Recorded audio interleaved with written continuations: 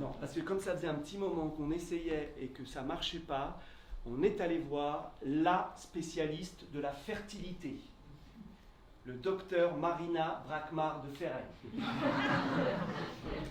Oui, ça s'invente pas. Alors, pour commencer, elle nous a prescrit toute une batterie d'examens. Alors, évidemment, j'ai eu le droit au fameux spermogramme. Et bien, finalement, le plus difficile dans le spermogramme, c'est l'heure. Ah si, je t'assure. Quand tu dois traverser tout Paris à 7h du mat, bref, tu arrives au labo, tu donnes discrètement ton ordonnance à la fille de l'accueil, et tu vois la fille, elle prend ton ordonnance et elle la met dans la bannette vide. Toi, t'es trop content. Tu te dis cool, génial, mais en retournant t'asseoir, tu vois les étiquettes. Prise de sang, spermogramme. Et tout le monde qui te regarde. Oui, c'est un petit peu comme quand tu as une feuille de salade coincée entre les dents, là, et que personne ne te dit rien au bureau. Ou vous, les filles, quand vous avez la jupe coincée dans le collant, là. Ah ouais, c'est moche, hein. C'est moche. Bref, on te met dans une toute petite pièce, celle qui est toute collée à la salle d'attente. Tu as toujours l'impression d'y être, hein, c'est pile poil ce qu'il te faut. Et là, tu as une dame qui t'explique tout fort ce que tu dois faire.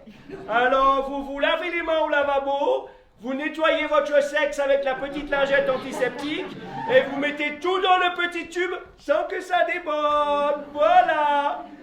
Et là, juste en fermant la porte, elle te crie du couloir. Ah oui, j'oubliais, si vous avez besoin, monsieur, il y a des magazines dans le premier petit tiroir. Voilà, j'ai là.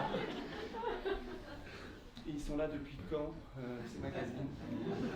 Bref, je récapitule. Il est 7h du mat. T'as une lingette désinfectant dans la main droite, un tube dans la gauche. T'as l'impression d'être au milieu de la salle d'attente. Et t'oses même pas penser au nombre de fois où ce petit tiroir a été ouvert. Et ben là, je peux te dire que ta bite, elle n'est pas d'accord. Et ça, c'est que le début. Parce qu'après, il y a les résultats. Alors, il y a un mec au labo, le docteur Pierre Kulski, qui trie tes spermatozoïdes en 3 catégories. Bah, déjà, le mec, il a fait quoi comme étude, hein? Sperme sub, sperme spé, sub de cosperme. Bref, donc il trie ton sperme. Les immobiles, les mobiles sur place et les mobiles. Non mais là, faut suivre parce que c'est technique. On a donc les immobiles.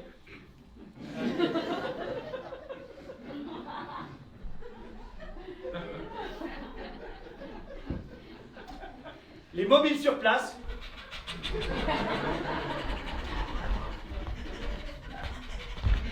Et les mobiles.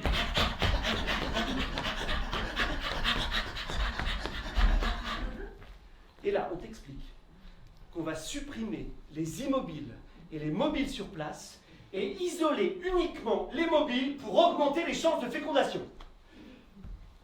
Moi, je ne suis pas d'accord avec cette sélection. Selon quoi? La performance? La méritocratie? Putain, mais ça va jusque-là, le libéralisme? Non, mais c'est vrai, mais qui nous dit que dans la vraie vie, des fois, sans Kulski, t'as pas un mobile sur place qui s'accroche à 2 mobiles et qui, au dernier moment, se dégage et atteint l'ovule en premier? Bah ouais. Les 2 autres, ils sont crevés. Donc lui, facile, il trace. Hein? Mais oui, ça se trouve, les mobiles sur place, bah, c'est les plus réfléchis de tous. Ils étudient le terrain avant de se lancer, ils observent leurs concurrents, et puis au final, paf, c'est les gagnants. Et Kulski, lui, il fait quoi? Lui, il les vire. Si on regarde bien dans la vie, les mobiles sur place, on en connaît.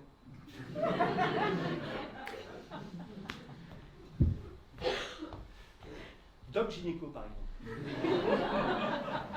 Ça m'étonnerait pas que ce soit un ex-mobile sur place. Églantine, c'est pas mieux. Parce qu'elle a dû faire des injections d'hormones pour favoriser l'ovulation. Bon alors, sur le papier, comme ça paraît simple, hein, mais c'est dans la pratique que ça se complique. Ben oui, Parce que déjà, tu dois faire les injections d'hormones tous les soirs à la même heure. Pardon. Déjà, tu dois faire l'injection. Bah oui. Parce que la première fois que tu te retrouves avec l'aiguille dans une main et ton gras du bide dans l'autre, mais à moins d'avoir un passé de junkie, mais putain, mais t'emmènes pas large. Mais Églantine, j'ai cru qu'elle y arriverait jamais, hein. Oh, j'ai trop peur. Oh putain, tu crois que ça fait mal? Bon, allez, à 3, j'y vais. D'accord? Allez. 1, 2. Toi, je peux pas, j'y arriverai pas. Vas-y, fais-le, toi, fais-le. Tu vas me faire mal! Me touche pas! Me touche pas! Mais pourquoi des aiguilles? Hein? Bah, on n'est plus au Moyen-Âge, je sais pas, ils pourraient pas faire des comprimés, non? Bah, ça, c'est bien la preuve que les chercheurs sont tous des mecs. Eh bah oui, bah, ils en ont rien à foutre, hein, bah oui, mais c'est pas eux qui se piquent, hein, bah voilà. Et comme par hasard, pour les mecs, c'est toujours un truc cool, hein. Oui, enfin, tu vas pas me dire que de se branler dans un tube, ça fait mal. Bon, et puis, évidemment, au bout de 2-3 jours, elle faisait ça avec une grande décontraction. Mais c'est là que sont apparus les premiers effets secondaires.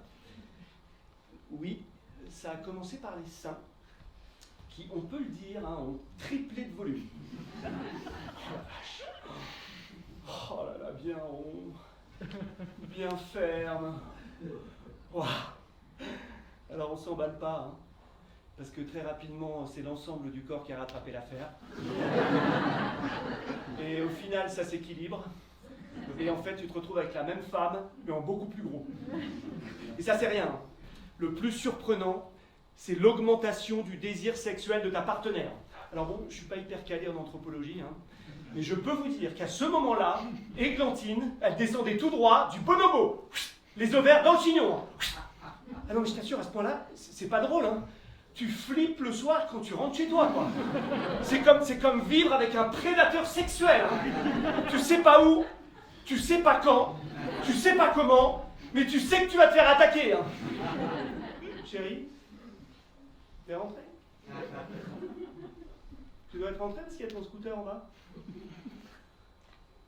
T'as passé une bonne journée? T'es pas trop fatigué?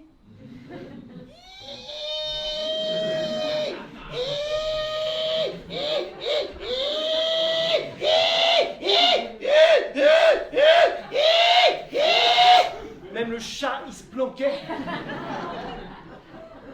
Du coup, en cachette, j'ai été voir le mode d'emploi. Je voulais voir la composition du bordel. Je voulais essayer de comprendre. J'étais sûr de trouver, je sais pas moi, de la MDMA au minimum. Et là, je lis protéines de hamster. Non, je savais pour les lapins, hein, mais pour les hamsters. Ça veut dire quoi, que on pourrait avoir des enfants tricolores avec les dents en avant et des grandes moustaches? Bref, protéines de hamster, je sais pas, mais ce qui est sûr, c'est que mon Églantine, elle était dopée. Elle était dans le starting block, quoi. Elle aurait pu gagner le Grand Prix d'Amérique, quoi. Il n'aurait pas fallu qu'elle se fasse arrêter par les flics, parce que je peux dire que les mecs, ils risquaient gros dans leur panier à salade, là. Hein. Et c'est pas tout. Parce qu'après l'hypersexualité, il y a eu l'hypersensibilité. Alors, j'osais même plus lui dire qu'il n'y avait plus de beurre dans le frigo, quoi. Si par malheur je tombais sur un reportage animalier, ou même une pub pourrie avec un chaton, mais c'était foutu. J'étais foutu, j'avais la chemise trempée. Alors évidemment, on a essayé plusieurs fois, mais mes spermatozoïdes n'ont jamais trouvé leur moitié, eux non plus. Pas quand ça veut pas, ça veut pas. Hein.